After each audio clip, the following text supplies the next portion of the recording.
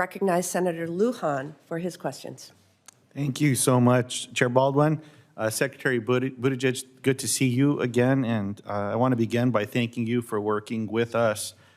Senator Scott and I worked to pass the Halt Act, the Honoring Abbas Family Legacy to Terminate Drunk Driving Act, as part of the bipartisan infrastructure law. The law requires, as you know, all new passenger cars to include impaired driving technology to end drunk driving once and for all. And now it's up to the Department of Transportation and NHTSA to implement this statute. One concern I do have, Mr. Secretary, though, is the National Roadway Safety Strategy you released in January of this year said that you would, quote, initiate a rulemaking, close quote, for other safety standards. But when the report discussed the Halt and Ride Act, the document said, quote, consider a rulemaking effort.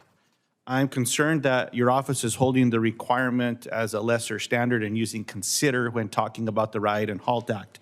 Mr. Secretary, are you aware that Section 24220 of the IIJA requires you to issue a final rule within 3 years to require passenger motor vehicles to be equipped with advanced impaired driving prevention technology? Thank you. Yes, and we are committed to implementing Section 24220. And Mr. Secretary, the statute requires you to establish this rule, not consider it. Why then did the National Safety Strategy say and use the word consider? I'll investigate the alignment of that language. What I know is that the final rule has to establish a federal motor vehicle safety standard that would also have to meet all the requirements that go into any FMVSS. I know that it will take a lot to ensure that the timelines can work, but what I can commit to you now, pending my double checking on the alignment of that language, is our desire to make sure that that happens as promptly as we responsibly can do. I appreciate your commitment there, Mr. Secretary. Based on what I've been learning here is that OMB had something to say about this, and I hope that the OMB folks are listening in to this hearing. I'll be calling them soon to find out what's going on. From the beginning, we were warned that many of the auto manufacturers are going to do everything they can to delay and kill this. Not my words, theirs. And so, I'm going to be on this. As you know, I'm a survivor of head-on drunk driving crash myself. And the families that I've met, and I know that you've met, they need this done. We need this done. We're losing too many Americans on the roads every year. And so we have to get it done. So I appreciate that and look forward to working with you and your team for that implementation. Hot air balloon regulations. We had a chance to chat on the streets during a short walk, but hot air ballooning in New Mexico is an important tradition and thriving industry. Last year, the Federal Aviation Administration began implementing regulations that were impossible for hot air balloon operators to follow. I want to thank you and your team for their responsiveness for fixing it for this year's hot air balloon festival in New Mexico. We know that much more must be done before the next and with upcoming rulemakings. After outreach by myself and Senator Heinrich, Representative Stansberry, the department granted that one-year waiver for this rule.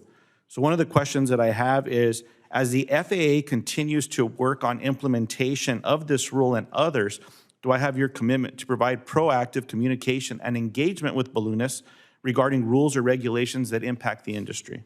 Yes, the FAA will make sure to be in touch with the Albuquerque balloon community and the balloon community writ large. We know how important this is, not just recreationally, but economically in many places, including New Mexico. I appreciate that, sir. And I know your travels and responsibilities are taking you in many areas, and I want to thank you for being as responsive as you've been across America.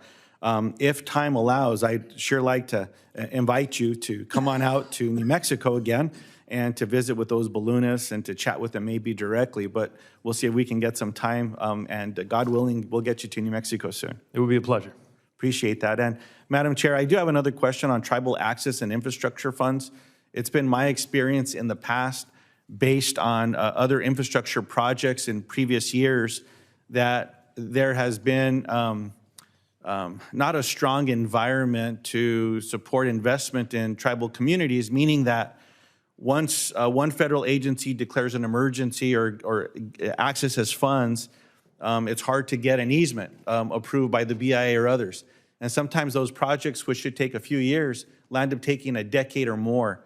and I'm fearful what that would mean with the bipartisan infrastructure bill.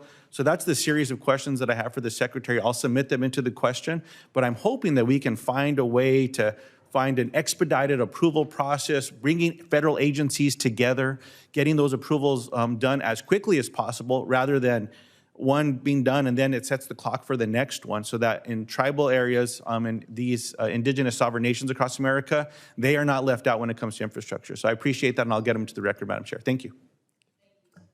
Thank you, Senator Luján.